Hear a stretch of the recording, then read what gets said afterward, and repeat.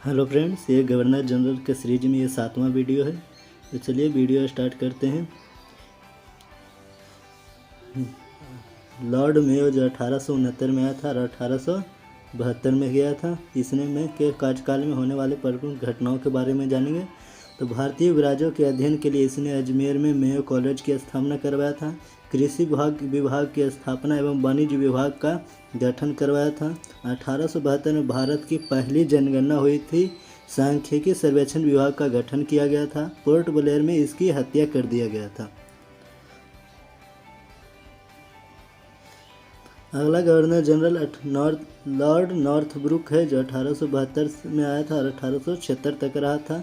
इसके शासनकाल में प्रिंस ऑफ वेल्स भारत की यात्रा में आए थे, जो 1875 और 76 में रहते हैं। अलीगढ़ में सैयद अहमद खां द्वारा मोहम्मडन एंग्लो ओरिएंटल कॉलेज को प्रोत्साहित किया गया।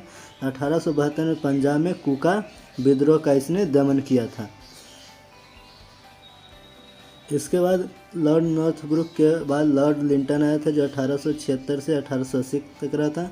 लिंटन विख्यात कवि, उपन्यासकार और निबंध लेखक था तथा साहित्य जगत में से ओवन मेरिडिथ नाम से भी जाना जाता है। 1876 से 78 में भयंकर दुर्भिक्ष अकाल, जिसे मद्रास, बम्बई, मैसूर, हैदराबाद, मध्य भारत के कई हिस्से तथा पंजाब बुरी तरह प्रभावित हुए। रिचर्ड स्ट्रेजी की अध्यक्षता में एक अकाल आयोग की नियुक्ति किया गया था।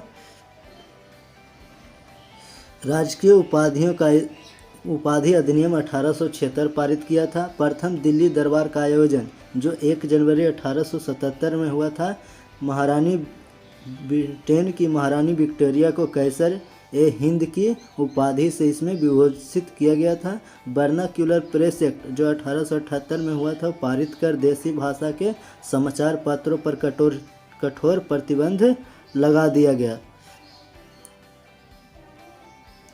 1878 में भारतीय सशस्त्र अधिनियम पारित करके शस्त्र रखने एवं इसके व्यापार के लिए लाइसेंस लेना अनिवार्य कर दिया गया।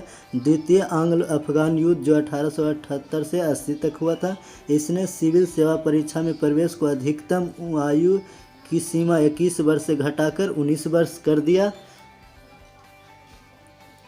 लॉर्ड रिपन 1880 से 1844 तक इसका शासनकाल है। इसे भारत में स्थानीय स्वशासन का जनक कहा जाता है।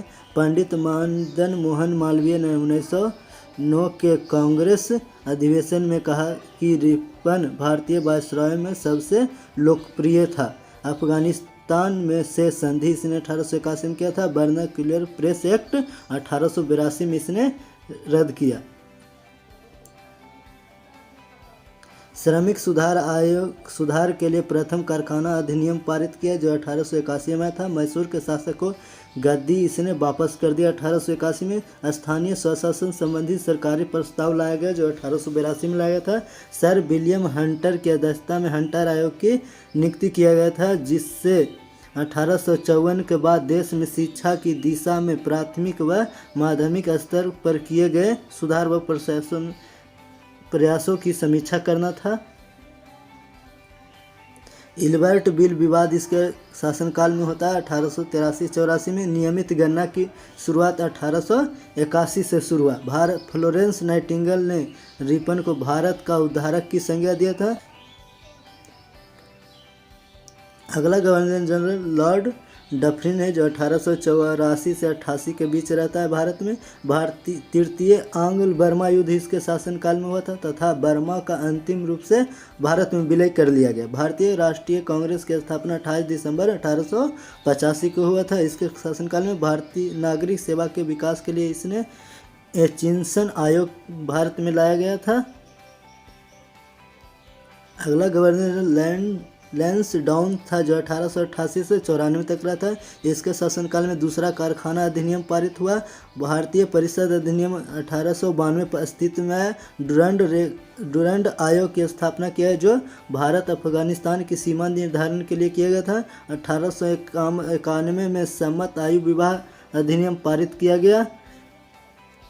इसके बाद लॉर्ड एल्गिन द्वितीय आता है जो 1894 से 98 तक रहा था। इसने घोषणा किया था कि हमने भारत को तलवार के बल पर जीता है और तलवार के बल पर ही से अधीन रखेंगे। इसके शासनकाल में पूना में प्लेग का प्रकोप हुआ जिससे चापेकर बंधुओं द्वारा 2 ब्रिटिश अधिकारियों की हत्या कर दिया गया था। अकाल की जांच के लिए लायल आयोग को गठन किया गया था। तो ये गवर्नर जनरल के सीरीज में 7वां वीडियो। अगर आपने पिछले वीडियो को नहीं भी देखा है तो उन्हें देखिए और लाइक और सब्सक्राइब कर दीजिए।